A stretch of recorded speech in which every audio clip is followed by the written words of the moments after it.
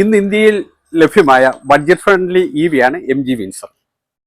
ഈ വിൻസറിന്റെ പ്രത്യേകത എന്ന് പറഞ്ഞു കഴിഞ്ഞാൽ അതിന്റെ ലുക്കാണ്. ഈ ലുക്ക് കണ്ടിട്ട് നമ്മൾ എവിടെ ചെന്നാലും ആൾക്കാർ അതിന്റെ ഫീഡ്ബാക്ക് ചോദിക്കും. 4000 കിലോമീറ്ററിൽ കൂടുതൽ, 4000-നും 5000-നും ഇടയ്ക്ക് ഈ വണ്ടി കിലോമീറ്റർ ഓടിച്ചു. ഇതിന്റെ ഒരു ഫീഡ്ബാക്ക് പറയാം. മൂന്നാറിലെ യാത്ര എന്ന് പറഞ്ഞാൽ കയറ്റവും ഇറക്കവും ഒക്കെ ആയിട്ട് ഞാൻ യാത്ര ചെയ്തു. ഞാൻ വളരെ ഹാപ്പിയാണ്. യാത്രയിൽ വണ്ടിയുടെ പെർഫോമൻസിൽ ഹാപ്പിയാണ്. എയറോഡൈനാമിക് ലുക്ക് നമുക്ക് പറയാം, ഒരു ഫ്ലൈറ്റിന്റെ ലുക്ക്. ഒരു ഫ്ലൈറ്റ് എങ്ങനെയാണോ അതേപോലെയാണ് ഇത് ഡിസൈൻ ചെയ്തിരിക്കുന്നത്. ഇത് പുറത്ത് നല്ല ഷോ ആണെങ്കിലും അകത്തേക്ക് കയറിയാൽ അതിലും വിശാലമാണ്, ഭയങ്കര സ്പേഷ്യസ് ആണ്. അതാണ് എന്നെ ആകർഷിച്ചത്. ഞാൻ വണ്ടി ടെസ്റ്റ് ഡ്രൈവ് പോലും നടത്താതെയാണ് ഈ വണ്ടി ബുക്ക് ചെയ്തത്. അത് എന്നെ ആകർഷിച്ചത് ഇതിൻ്റെ ഹാൻഡിലാണ്, സ്മാർട്ട് ഹാൻഡിൽ. ഇത് കണ്ടോ, സ്മാർട്ട് ഹാൻഡിൽ. നമ്മൾ അടുത്ത് വരുമ്പോൾ, കീയുമായിട്ട് അടുത്ത് വരുമ്പോൾ തന്നെ ഇത് ഓപ്പൺ ആവും. ഓപ്പൺ ആയി കഴിഞ്ഞാൽ ഇത് തുറന്ന് നമുക്ക് അകത്ത് കയറാം. നമ്മൾ വണ്ടി ഓടിച്ച് 10 സെക്കൻഡ് കഴിയുമ്പോൾ ഇത് ഓട്ടോമാറ്റിക്കായിട്ട് ഇത് ഓഫാവും. വണ്ടി സ്റ്റാർട്ട് ചെയ്തപ്പോൾ ഒരാൾ ഓടി തട്ടി. എന്താണെന്ന് ചോദിച്ചപ്പോൾ പറഞ്ഞു, ചേട്ടാ ഇത് അടഞ്ഞിട്ടില്ല. അപ്പം ഞാൻ പറഞ്ഞു, അദ്ദേഹത്തോട് പറഞ്ഞു, ഇതിങ്ങനെ ഓട്ടോമാറ്റിക്കായിട്ട് അടഞ്ഞോളും.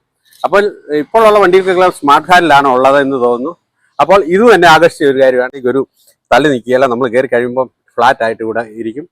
ഈ വണ്ടി എടുത്തപ്പോൾ എന്നെ ആകർഷിച്ച അടുത്തത് ഈ വണ്ടിയുടെ സ്പേഷ്യസ്. കാരണം ഇതിൻ്റെ അകത്ത് കയറി ഇരുന്ന് കഴിഞ്ഞാൽ ഇത്രയ്ക്ക് കംഫർട്ടബിൾ ആയിട്ട് ഇരിക്കാവുന്ന ഒരു വണ്ടിയില്ല. ഫ്ലൈറ്റ് യാത്ര ചെയ്യുന്നവർക്കറിയാം, എയർബസ് 380 എന്ന് പറഞ്ഞൊരു മോഡലുണ്ട്. അത് ഡബിൾ ഡെക്കറാണ്. അതിൻ്റെ അകത്ത് ഇരുന്ന് കഴിഞ്ഞാൽ നമ്മൾ വീടിൻ്റെ അകത്ത് ഇരിക്കുന്നതാണ്. ഒരിക്കലും നമുക്കൊരു സഫോക്കേഷൻ ഒന്നുമില്ല. അതുപോലെയാണ് ഇതിൻ്റെ ഉള്ളിൽ.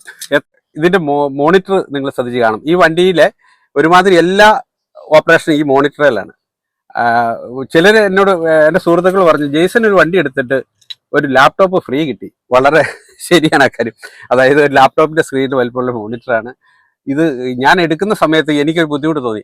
ഞാൻ കണ്ടു കഴിഞ്ഞപ്പോൾ എനിക്കൊരു ബുദ്ധിമുട്ടുണ്ടാക്കും. കാരണം നമ്മൾ ഡ്രൈവ് ചെയ്യുമ്പോൾ ഇത് നമുക്ക് തടസ്സമായിട്ട് ഇത്രയും വലിയൊരു മോണിറ്റർ നിൽക്കും. പക്ഷെ നാവിഗേറ്ററൊക്കെ ഇടുമ്പോൾ നല്ല വലുതായിട്ട് സ്ക്രീൻ കാണുകയും ഇവരെല്ലാ ഓപ്പറേഷനും വളരെ ഈ വണ്ടിയുടെ ഏറ്റവും പ്രത്യേകത, ഏറ്റവും ഗുണകരമായ കാര്യമാണ്.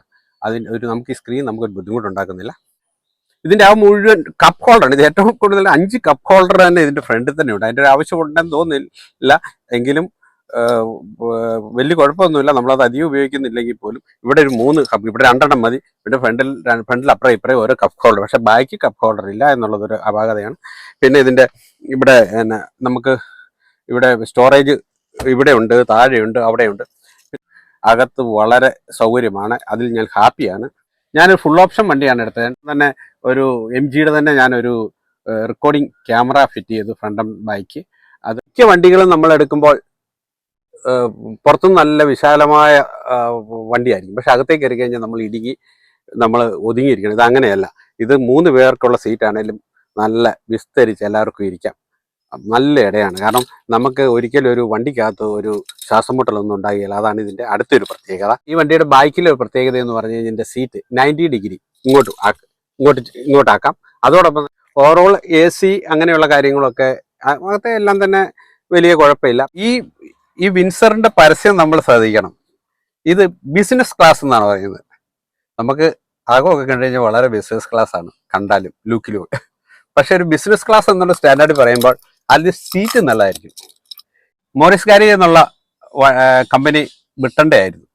2003, ഞാൻ ഇംഗ്ലണ്ടിലുള്ളപ്പോഴാണ്. 2003 ശേഷം ഈ കമ്പനി നഷ്ടത്തിൽ പോവുകയും ഇത് വിൽക്കാനുള്ള ബ്രിട്ടീഷ് ഗവൺമെൻറ് ട്രൈ ചെയ്യുകയും ചെയ്തു. പക്ഷേ ആരും ഇത് എടുക്കാൻ തയ്യാറായില്ല. 10,000-ൽ കൂടുതൽ സ്റ്റാഫുണ്ട്, അവരുടെ ജോബ് ലോസ് ആവും. അങ്ങനെ വന്നപ്പോൾ ഈ വണ്ടി ഏറ്റെടുക്കാൻ ചൈനീസ് കമ്പനി വന്നു.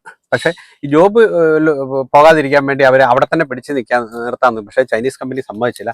അവർ ഈ കമ്പനി എടുക്കുകയാണെങ്കിൽ അവർ കൊണ്ടുപോകും. അങ്ങനെ അവർ ഏക്കാലും വേറെ വഴിയില്ലാഞ്ഞുകൊണ്ട് അവിടെ മോറിസ് ഗാരേജ് വിൽക്കുകയാണ്. വിറ്റാതെ അവർ ഈ കമ്പനിയുമായിട്ട് അവർ ബ്രിട്ടനിൽ നിന്ന് ചൈനയ്ക്ക് പോയി. കമ്പനി അവിടെ പ്രൊഡക്ഷൻ ഉണ്ടാക്കി. പക്ഷെ വിൻസർ എന്നൊരു വണ്ടി വന്നപ്പോൾ ആ ബ്രിട്ടന്റെ ഇത് അന്വർത്ഥമാക്കാൻ വേണ്ടി അവർ വിൻസർ എന്നുള്ള പേരിട്ട്. വിൻസർ റേവൽ, വിൻസർ എന്ന സ്ഥലമുണ്ട് ബ്രിട്ടന്, അത് വിൻസർ കാസിലുണ്ട്. അങ്ങനെ അവർ പേരിട്ടപ്പോൾ അതിനെ അന്വർത്ഥമാക്കാൻ വേണ്ടി അവർ ഈ സീറ്റ് കണ്ടില്ലേ, സീറ്റ് ഒരു യൂറോപ്യൻ സ്റ്റൈൽ സീറ്റ്, അതായത് വിക്ടോറിയൻ സ്റ്റൈൽ സീറ്റാണിത്. ഇങ്ങനെ ഉണ്ടാക്കി. കാരണം അത് കണ്ടാൽ ലുക്കാണ്, പക്ഷേ ഇതിൽ നമുക്ക് ഇരിക്കാൻ വളരെ ബുദ്ധിമുട്ടാണ്. നമ്മൾ ലോങ് ട്രിപ്പുകളിൽ ഈ സീറ്റിൽ ഇരുന്ന് പോകാൻ വളരെ ബുദ്ധിമുട്ടാണ്. കാര്യം നമുക്ക് വണ്ടി ഓടിക്കുമ്പോൾ, ഞാനിപ്പം ഇവിടുന്ന് മൂന്നാറോ തൃശ്ശൂരോ ലോങ് ട്രിപ്പുകളൊക്കെ യാത്ര ചെയ്യുമ്പോൾ നമ്മൾ എപ്പോഴും ഇങ്ങനെ അത് നമ്മൾ പുറത്ത് കൊണ്ടു കയറുകയാണ് ഈ സീറ്റ്. കാരണം ഇതൊരു കംഫർട്ടബിൾ അല്ല, സീറ്റും കംഫർട്ടബിൾ അല്ല. കാരണം ഇതൊരു സീറ്റിംഗൂടെ കംഫർട്ടബിൾ ആക്കിയെങ്കിൽ വണ്ടി വൻ വിജയമായിരുന്നു എന്നുള്ള അഭിപ്രായക്കാരനാണ് ഞാൻ. കാര്യം നമ്മൾ എപ്പോഴും ഇങ്ങനെ ലോങ് ട്രിപ്പിലാണെങ്കിലും പുറത്ത് ഇങ്ങനെ ഇതിൻ്റെ മുഴ കൊണ്ടു കയറും. അത് നമുക്ക് ഭയങ്കര ഇറിറ്റേഷൻ ഉണ്ടാക്കും. അതുപോലെ എൻ്റെ ബാക്ക് സീറ്റ്, എൻ്റെ സഹയാത്രികർ, ഞാൻ എൻ്റെ സുഹൃത്തുക്കളൊക്കെ യാത്ര അവരും ഇത് തന്നെ പറയും, പുറകിലിരിക്കാൻ വളരെ ബുദ്ധിമുട്ടാണ്. കാര്യം നമ്മൾ KSRTC ബസ് കയറിയിട്ടുണ്ടോ, അതായത് പഴയ KSRTC ബസ് ഇരിക്കുന്ന ഒരു പ്രതീതിയാണ് നമ്മൾ ഈ സീറ്റ് പുറകും മുമ്പും. ക്ലാസ് 1 കാറിൻ്റെ ഒരു അപാകത എന്ന് പറഞ്ഞു കഴിഞ്ഞാൽ സസ്പെൻഷൻ വളരെ മോശമാണ്. മിറ്റിലേക്ക് കയറിയാൽ പോലും അത് കറക്റ്റ് ഈ വണ്ടിയിൽ അറിയാൻ പറ്റും. സസ്പെൻഷൻ്റെ ഒരു പരാജയം തന്നെയാണ്. അതോടൊപ്പം തന്നെ നല്ല ഫ്ലാറ്റായ വഴി, നല്ലൊരു കല്ലും ഒന്നുമില്ലെങ്കിൽ ഫ്ലൈറ്റ് പോകുന്ന പോലെ പോകാൻ പറ്റും. പക്ഷേ ഒരു കട്ടറുള്ള വഴിയോ ഒന്നും പോകാൻ വളരെ ബുദ്ധിമുട്ടാണ്. സസ്പെൻഷനും ഈ സീറ്റിങ്ങുമാണ് ഈ വണ്ടിയെ മൈനസായിട്ട് ഞാൻ കണ്ടിരിക്കുന്നത്. ബാക്കിയെല്ലാം ഞാൻ ഹാപ്പിയാണ്. നോർമൽ മോഡിൽ നമ്മൾ ഈ വണ്ടി ഓടിച്ചു കഴിഞ്ഞാൽ 280 മുതൽ 280 കിലോമീറ്ററിനിടയ്ക്ക് നമുക്ക് മൈലേജ് കിട്ടും. അത് എക്കോ പ്ലസ് ആണ് 300 അടുത്ത് കിട്ടും. സ്പോർട്സ് മോഡിൽ ഓടിച്ചു കഴിഞ്ഞാൽ നമുക്കൊരു 220 മുതൽ 250 വരെ വരും. MG വണ്ടി നമുക്ക് തരുന്നതോടുകൂടെ ഒരു ഫാസ്റ്റ് ചാർജർ നമുക്ക് തരുന്നത് 50,000 രൂപ മുകളിൽ വിലയുള്ളതാണ് ഈ ഫാസ്റ്റ് ചാർജർ. ഈ ഫാസ്റ്റ് ചാർജർ കൊണ്ട് ചാർജ് ചെയ്ത് കഴിഞ്ഞാൽ അതായത് 6 മുതൽ 7 മണിക്കൂർ ഫുൾ ചാർജും, അതോടൊപ്പം തന്നെ നമുക്കൊരു സാധാ ഇലക്ട്രിക് ചാർജർ, അതായത് നമുക്ക് സ്റ്റെപ്പിനി ടയർ തരുന്നില്ല, പഞ്ചർ കിറ്റ് തരുന്നുണ്ട്. ആ പഞ്ചർ കിറ്റോടെ നമുക്ക് ചെയ്യാം. പക്ഷേ അതിന് ട്രെയിനിങ് അവർ തന്നെ നമ്മളത് ട്രെയിൻ ചെയ്തിട്ട് നമ്മൾ ഉപയോഗിക്കണം. ഇനി പോട്ടെ, നമുക്കൊരു സ്റ്റെപ്പിനി ടയർ മേടിക്കണമെങ്കിൽ 20,000 റുപ്പീസാണ് സ്റ്റെപ്പിനി ടയർ.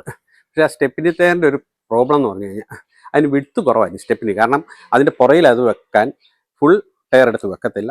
സ്റ്റെപ്പിനി കാരണം മുകളിൽ പൊങ്ങിയിരിക്കും. സ്റ്റെപ്പിനി അതിനുവേണ്ടി അവർ അറേഞ്ച് ചെയ്തിട്ടുണ്ട്. നമുക്കത് അവരുടെ ഷോറൂമിൽ മേടിക്കാൻ കിട്ടും. നമ്മുടെ കറണ്ടിൻ്റെ യൂസേജ് പലരും ചോദിക്കും, ഇത് ലാഭകരമാണോ നഷ്ടമാണോ?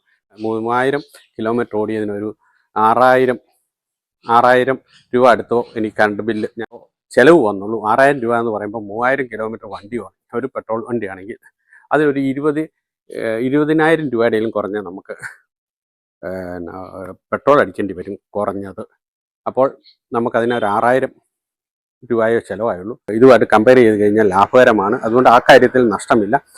ഒരു MGയുടെ ഓണർ എന്ന നിലയിൽ ഞാൻ എക്സ്പീരിയൻസ് ചെയ്ത് വെച്ചാണ് ഞാൻ അഭിപ്രായങ്ങൾ മുഴുവൻ പറഞ്ഞത്, അല്ലാതെ വേറെ ഒന്നുമല്ല. അതിൻ്റെ അകത്ത് നിങ്ങൾക്ക് എതിർപ്പും കാണാം, നിങ്ങൾ അനുകൂലിക്കുകയും ചെയ്യാം. അതൊന്നും ബാധകമല്ല. എൻ്റെ സ്വന്തം അഭിപ്രായം നിങ്ങളോട് ഞാൻ ഷെയർ ചെയ്തു. ഞാനീ പറഞ്ഞതിലൊക്കെ ഞാനൊരു 4,500 കിലോമീറ്ററോളം ഓടിച്ച് എൻ്റെ ഒരു അനുഭവമാണ് പറഞ്ഞത്. അത് നിങ്ങൾക്ക് ഉപകാരപ്രദമാകുമെന്ന് ഞാൻ വിശ്വസിക്കുന്നു. അപ്പോൾ അടുത്തൊരു വീഡിയോ വരുന്നവരെ signing off, Jason. Bye, see U.